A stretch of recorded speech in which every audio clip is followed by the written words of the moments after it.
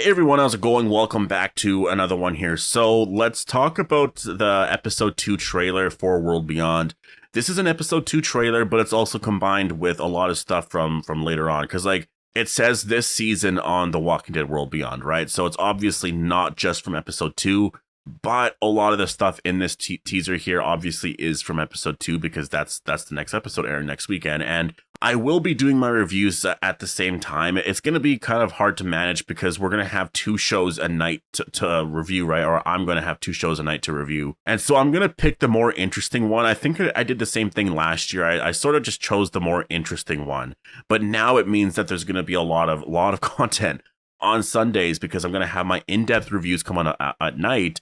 I'm also going to have 4 videos come out earlier in the day, right? 2 reviews and 2 trailer breakdowns for the following week's episode. So I hope you guys are all okay with that. But yeah, anyways, let's talk about this episode 2 trailer here. So before we go any further, please be aware that this will contain spoilers for episode 1. And if you are new here, make sure to be a subscriber if you want more Walking Dead content like this. But let's just jump into this. So I'm just going to go through this shot by shot because there's a lot here that doesn't give anything away unless we're reading into some of the shots here. So we have this shot here of this helicopter coming in here. I know this is going to be from one of the bigger episodes where we see the CRM and like those bigger vehicles driving into town. So we'll have to see where that goes. I actually can't wait to see that. I think that's the one thing I liked about season 2 so far is how much we're seeing the CRM. We're seeing their soldiers everywhere. We're seeing so much of it. They're really not being shy with it. Whereas if you go on a show like Fear the Walking Dead, you get that 1 or 2 soldiers, right? Like you get Isabel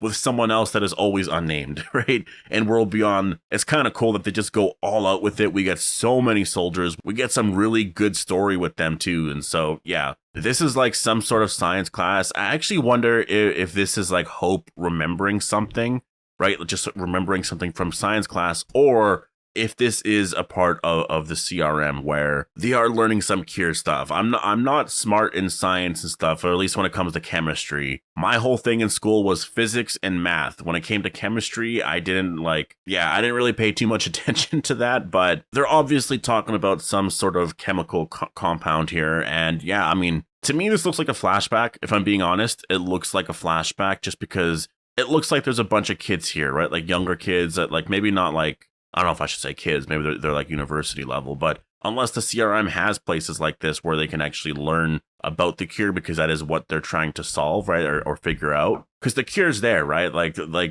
in my opinion, I believe there's a cure for everything. It's just kind of all about like figuring it out. And yeah, but we have this shot here of Hope, and she's obviously just sort of trying to adapt a little bit to the CRM here. Some more footage of Iris outside, and you do see a lot more of the CRM soldiers out there. And so obviously this most likely happens in episode 2, unless episode 2 is focusing primarily on like all the other characters like Elton and Silas and all of that, because we actually did learn some of what's happening with Silas in episode 1, but we didn't see the character. This shot I actually find pretty cool. We have Elizabeth Kublik here, and I believe this woman is one of the people that is working on the cure.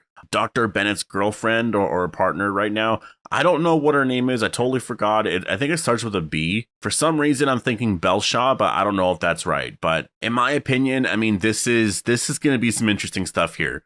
Obviously, they are now at the CRM base, and so now they're going to start to really deal with a lot of the actual point of the show. And so I find that interesting. We have I believe her name's Belshaw. I could be wrong about that, but obviously we see. It's really funny to see just like older computers because we have that computer behind her and it looks like it's Windows. But yeah, I really want to know why they have this guy right here. Just like I know he was a doctor beforehand.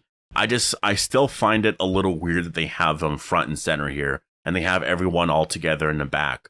Like, why not have this guy in the back with them as well, unless there's something more current that they're trying out? Remember, they're not going to be very vague with a lot of this stuff anymore. All those little details that we want to know about the cure and all that, they're going to get into pretty fast. So yeah, I'm excited to see what happens here in the scene. Now, I'm not going to talk about a lot of those other shots there too much because there isn't too much there to read into other than we see a lot of the characters doing just crazy things, and I just think it would be pretty boring to talk about. We know that stuff is going to start to advance in episode 2 and episode 3. We know we're going to start to see some of those characters reuniting a little bit more because it's the final season.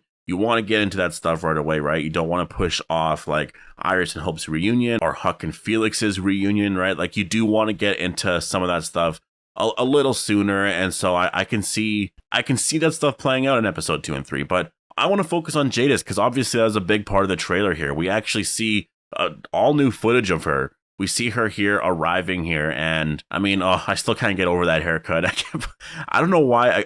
It's kind of just a thing with the character, but the character just has like really ridiculous haircuts, and I don't want to judge because obviously it's what suits her. It's hard to ignore sometimes when it's just like popping out of the screen. You're like, what is that? We then get this scene here of Jadis arriving to this location. It's just kind of cool to see her here with all of these CRM soldiers. Like, I want to know what she's up to. I want to know what her story is. Obviously, I mean, based off of this scene right here, she's a villain, right? Like, unless she's being a double agent for the CRM, because obviously she's done that before. Well, actually, I would say when you look back to season 7 and 8, she has done that before, but it's because her true allegiance was to the CRM, right? So she was just kind of there just cuz. And so hopefully they have a reason for bringing her on, and it's not just like this little thing like, oh, Jadis is back on the show.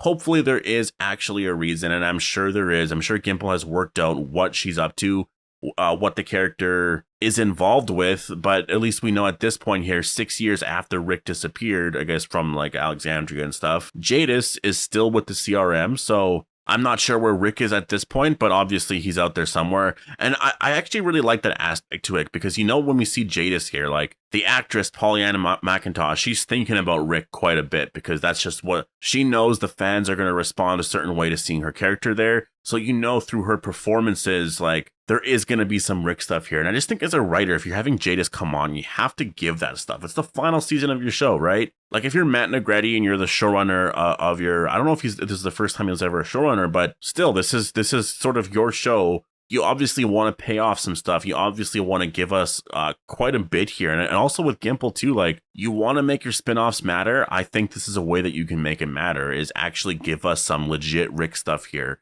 And I think we're actually going to get it. So don't act too surprised when they actually do reveal some stuff. But then again, like, obviously we are going to be pretty surprised because they never give us anything, right? So yeah, I mean, I thought that this trailer overall looked really great. I'm more excited for the Jadis stuff there, but post all your thoughts down below. Hope you all enjoyed the video. Make sure to be a subscriber if you want more Walking Dead content like this, and I'll see you guys in the next one.